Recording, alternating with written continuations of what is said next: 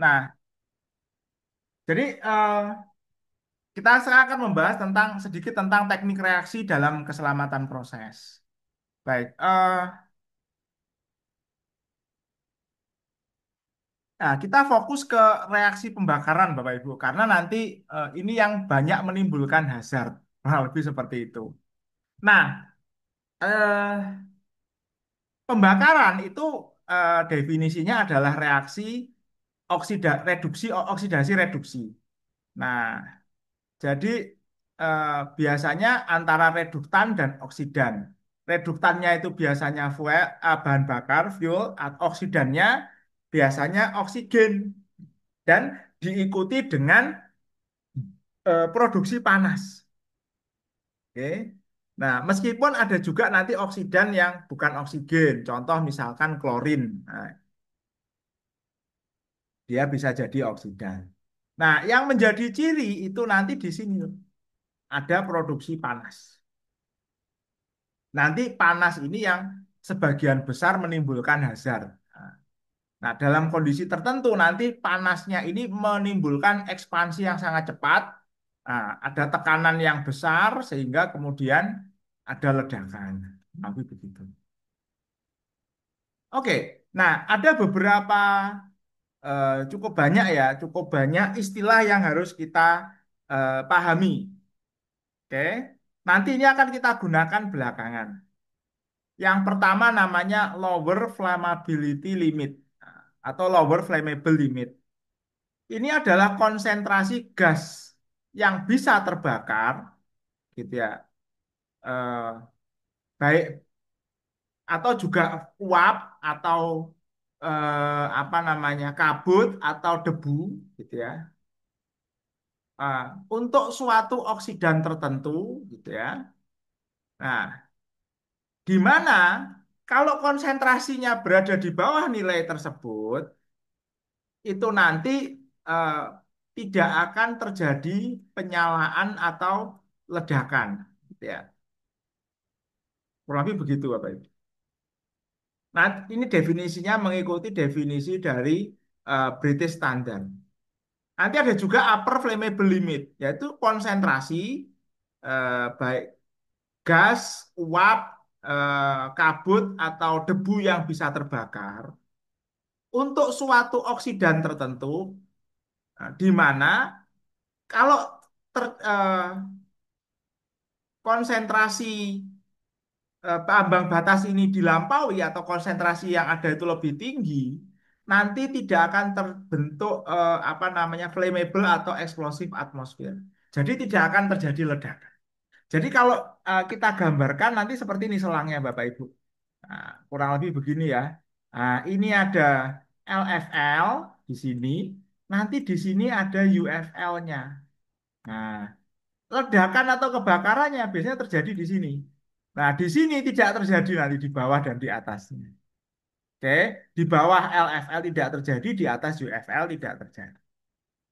Oke, nah, konsepnya seperti itu. Jadi ada dua ambang batas. Kemudian flash point. Nah, flash point ini adalah temperatur cairan terendah eh, pada mana, gitu ya, di bawah kondisi standar tertentu, ya, cairannya itu nanti akan menguap, gitu ya, menghasilkan uap sejumlah tertentu di mana, gitu ya, uapnya ini bisa menyala. Nah, gitu ya. Jadi ini nih misalkan saya punya sebuah cairan di sini di dalam sebuah wadah gitu. Flash point itu adalah temperatur terendah gitu ya. Dari cairan ini nanti di mana dia bisa menguap ke atas, lalu uapnya ini Bapak Ibu itu nanti membentuk campuran dengan udara yang bisa menyala. Lalu begitu. Oke. Kalau dia temperaturnya lebih rendah, nanti yang menguap ini nggak akan menyala. Bisa menguap sih, masih nguap, tapi apa namanya, uapnya itu tidak cukup konsentrasinya, kadarnya nggak cukup untuk bisa mengalami penyalaan. Kurang lebih begitu. Oke. Nah, kemudian ada namanya auto ignition temperature. Nah, ini adalah temperatur minimum yang dibutuhkan, gitu ya, untuk memulai self-sustain combustion. Jadi, pembakaran yang berkelanjutan, gitu ya. Independently, sorry ada salah cetak ya. Independently of any heating, tanpa ada pemanasan, gitu ya.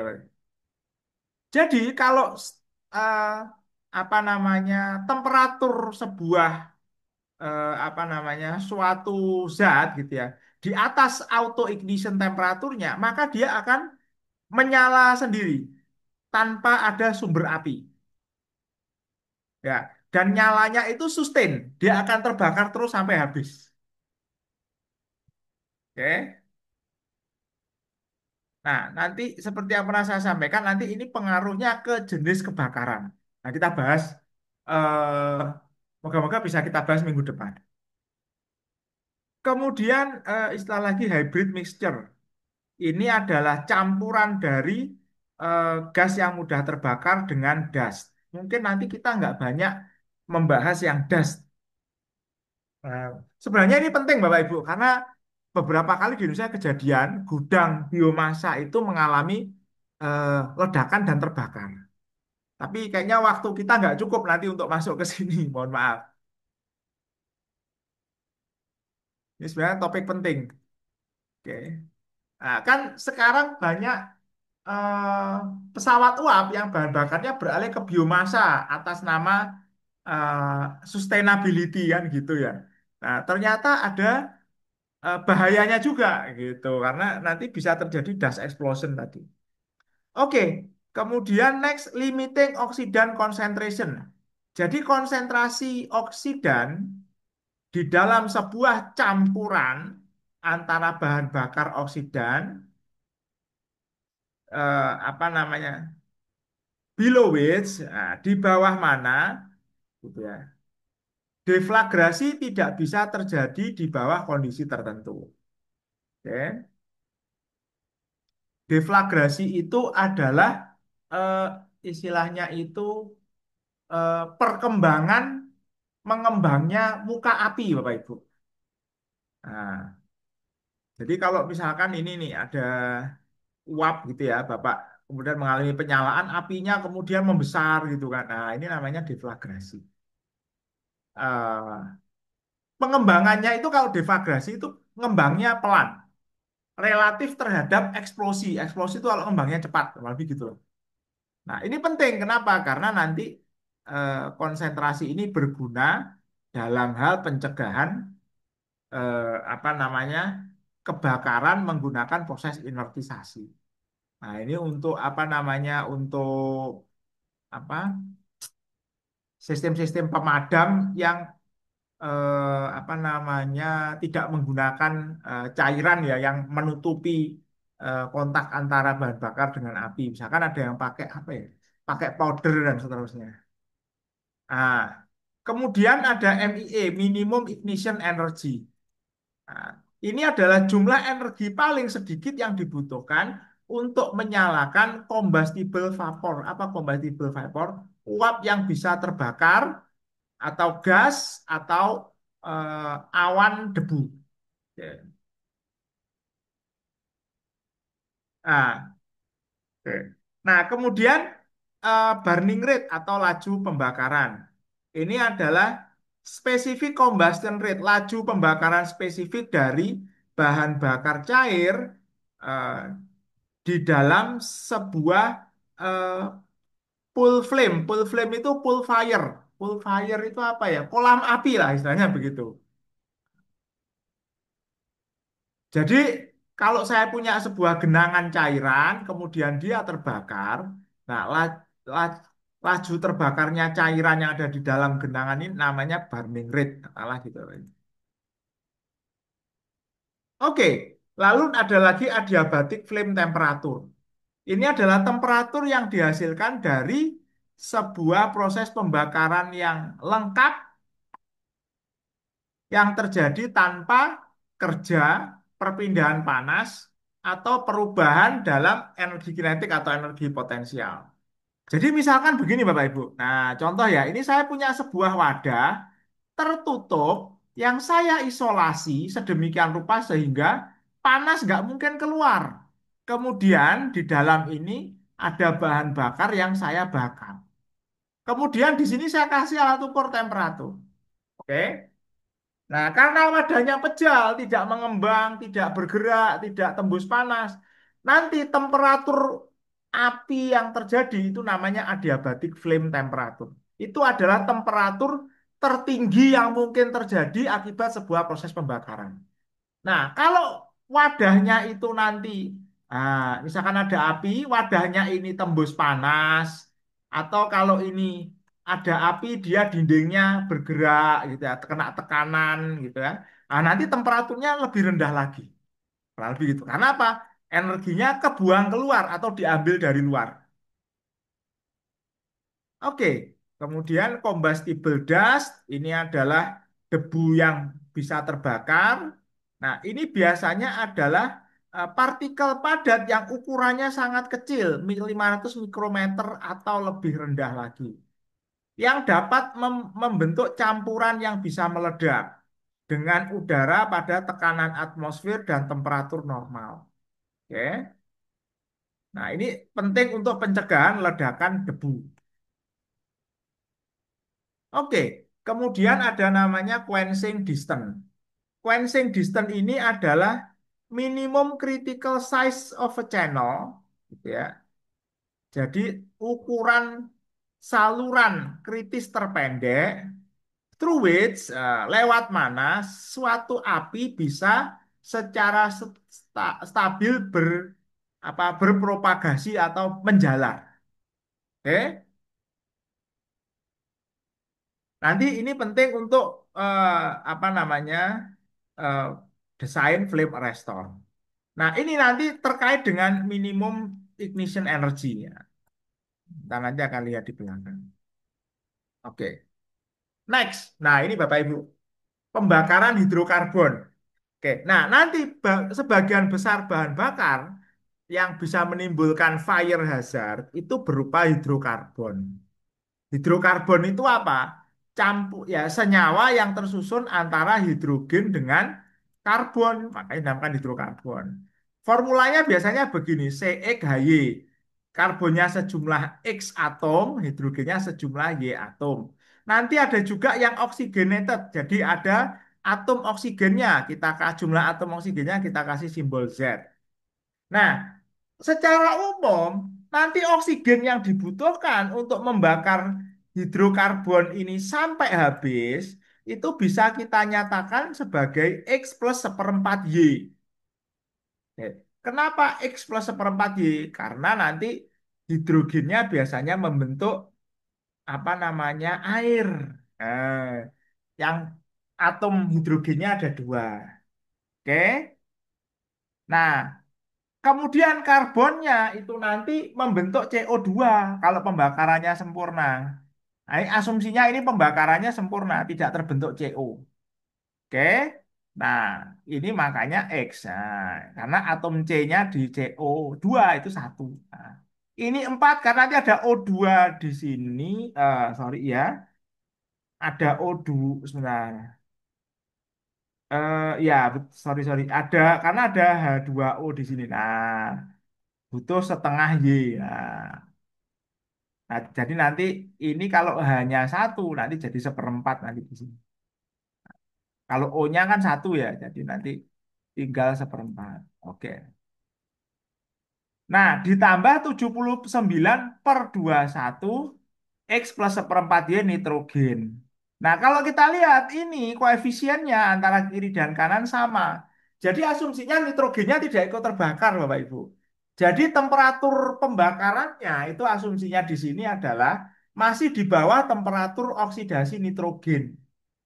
Ya, nanti kalau ini lebih tinggi lagi, nitrogennya bisa juga bereaksi dengan oksigen. Tapi ini asumsinya cukup rendah, di mana oksigen nitrogennya tidak ikut bereaksi atau dia inert. Nah, kalau ada oksigennya di hidrokarbonnya, nanti tambah minus setengah Z. Karena nanti oksigennya ini dianggap membantu pembakaran. Oke, membantu oksidasinya. Sehingga mengurangi jumlah oksigen yang dibutuhkan. Ini juga sama, koefisiennya sama. Nah, kenapa 79/21? Nah, kenapa juga ada nitrogen? Mohon maaf, karena seringkali kita itu tidak bisa membakar bahan bakar itu menggunakan oksigen murni. Most of the time yang kita pakai adalah udara. Udara itu campurannya adalah ini kadarnya 79% nitrogen, 21% oksigen gitu. Nah, kurang lebih seperti itu Bapak Ibu. Oke. Nah, oke. Bagaimana menentukan apa konsentrasi massa ke volume? Nah, ini tadi yang mohon maaf ya, ini nggak konsisten. Harusnya C kecil ini. Nanti saya revisi. Ya, menentukannya begini, ini 100, karena ini persen, 1 per. Nah, 100/21 fraksi molnya oksigen kali koefisien eh, s- apa namanya formula reaksi kimianya ditambah 1. Oke. Nah, kalau tidak ada oksigennya ini cukup dinolkan. Oke ya. Nah, kemudian tadi lower flammability limits. Bagaimana menentukan lower flammability limits untuk hidrokarbon? Jadi, berdasarkan penelitian ditemukan bahwa LFL untuk senyawa organik pada 25 derajat, kurang lebih dalam 1 atmosfer, itu adalah 55% konsentrasi massa ke volume. Oke, dari konsentrasi uh, dari udara stoikiometrik. Jadi LFL, lower flammability limit pada 25 derajat Celcius itu 0,55 kali konsentrasi apa namanya zat yang dibakar dalam udara stoikiometrik. Nah, CST-nya itu nak tadi kita tentukan menggunakan formula ini. Nah, bagaimana kalau temperatur kerjanya itu di atas 25 derajat? Jadi ditemukan juga bahwa LFL itu turun 8% setiap kenaikan temperatur 100 derajat Celcius. Sehingga kita bisa membuat formula ekstrapolasinya dari 25 derajat dikurangi 8% kali LFL 25, ya kan turun 8%, ini turun 8%. Nah, setiap kenaikan 100 derajat, ini T temperatur zatnya dikurangi 25 derajat dibagi 100. Oke. Nah, LFL itu kurang lebih tidak berubah terhadap tekanan. Jadi ini dianggap konstan aja untuk penyederhanaan. Dianggap konstan terhadap tekanan. Oke, untuk upper flammability limit, nah itu kurang lebih 350% konsentrasi. Jadi 3,5 CST. Oke. Nah, UFL-nya itu naik sekitar 8% dengan kenaikan temperatur 100 derajat. Makanya ini tandanya berubah jadi plus. Nah, UFL-nya itu tergantung tekanan, sehingga tekanan 1 atmosfer nanti naik kalau tekanannya naik. Nah, jadi ada fungsi logaritma tekanan. Kalau tekanannya lebih dari 1, nah, sorry, ini tekanannya harus dalam megapascal ya. Ini UFL pada 1 atmosfer. Kalau tekanannya lebih dari 1 megapascal, nanti ini nilainya positif, jadi UFL-nya naik. Oke, oke. Nah, kemudian tadi quenching distance. Nah, quenching distance-nya itu tergantung dari logaritma minimum ignition energy ini dalam milijoule. Nah, kalau gitu. Quenching distance-nya dalam milimeter. Oke. Nah, Bapak Ibu, ini apa namanya berbagai parameter tadi ini sudah dihitung untuk kondisi standar, ada tabelnya metan sekian, etan sekian. Ini oksidannya udara ya, air. Nah, ini kalau oksigen murni, Rafi begini. Ini ada auto ignition temperaturnya dalam derajat Celcius untuk berbagai hidrokarbon. Ini ada minimum ignition energy untuk udara, untuk oksigen, ada flash point-nya ya untuk masing-masing zat yang ada di kiri. Nah, ini ada standar net enthalpy of combustion. Nah, nanti kita bahas. Burning rate-nya ada, flame speed-nya ada, adiabatic flame temperaturnya ada. Nah, oke, kurang lebih seperti itu. Nah, nanti silahkan dirujuk. Nah, nanti buku sumbernya juga akan saya upload ke LMS. Oke, nah, kita bicara tentang panas pembakaran. Nah, tadi kita sudah dari definisi ya, reaksi pembakaran kan menghasilkan panas. Nanti panas yang dihasilkan itu ada ada dua besaran gitu ya untuk mencirikan panas hasil pembakaran. Karena begini Bapak Ibu. Nah, kalau kita kembali ke sini ya,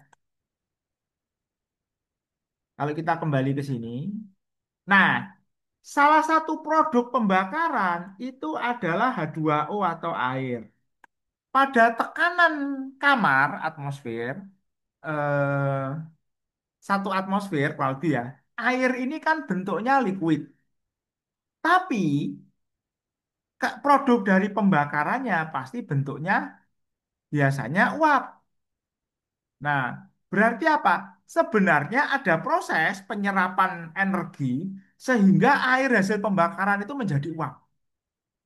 Nah, kalau proses penyerapan ini kita perhitungkan, nanti panas yang tersisa, nah, panas yang tersisa dari yang dihasilkan oleh proses pembakaran, oke, itu kita namakan lower heating value atau LHV. Nah, sorry, saya kasih singkatannya ya LHV. Saya belum kasih singkatan. Oke, tapi begitu Bapak Ibu ya. Nah, nanti ada juga namanya HHV atau higher heating value atau gross heating value atau gross calorific value. Itu kalau dianggap bahwa eh, proses penguapan airnya itu diabaikan.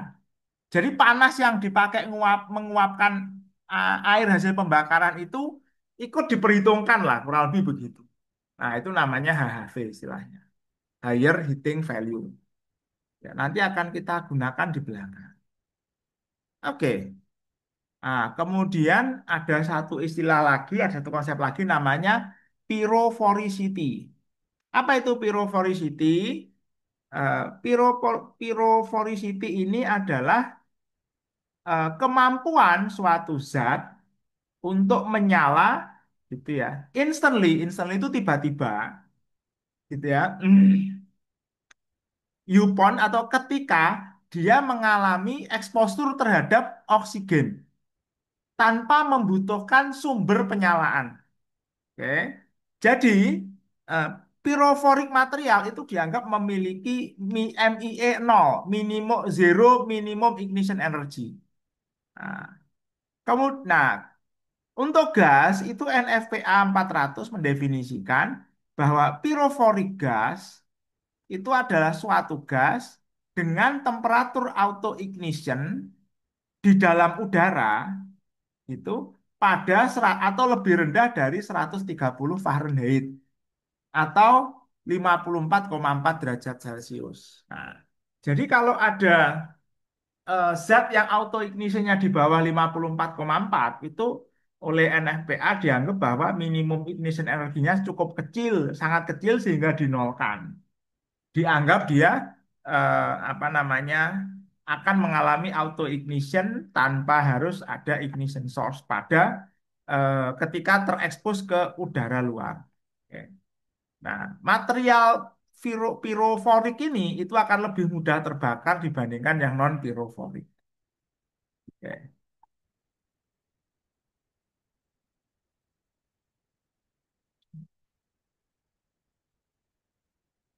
Baik, mungkin itu materi kedua untuk kesempatan kali ini.